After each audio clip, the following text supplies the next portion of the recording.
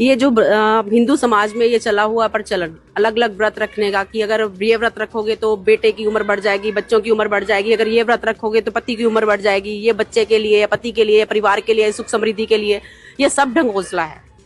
क्योंकि मैं खुद का एक्सपीरियंस बताती हूँ। मेरी शादी से पहले मेरे ताया जी की बेटी थी, वो क्या व्रत नहीं करती थी, हर साल व्रत रखती थी। उसके पति की लाश करवा चौथ वाले दिन घर पर आई और उसका दाह संस्कार भी करवा चौथ वाले दिन हुआ।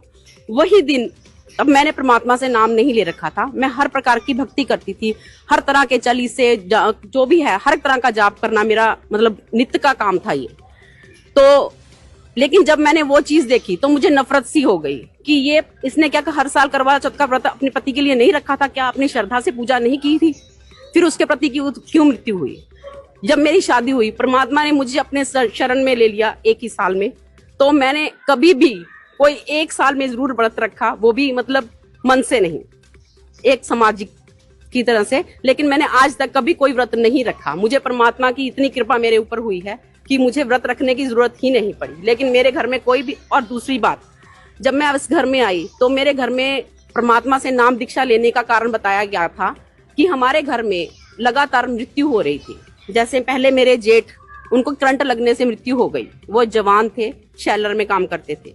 उसके बाद मेरी सिस्टर इन लॉ है, उनके हस्बैंड की डेथ हो गई कुछ ही मतलब फर्क के साथ।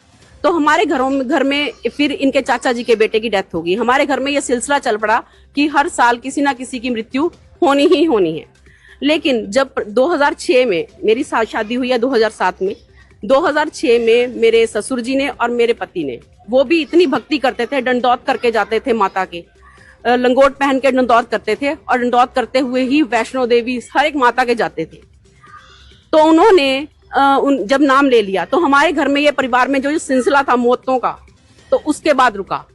सबसे बड़ा जीवन दान होता है जो हमें परमात्मा ने दिया, आध्यात्मिक ज्ञान दिया, जीवन दान दिया। संत रामपाल जी महाराज जी के कृपा से ही ये सारा कुछ हमारे परिवार में हुआ।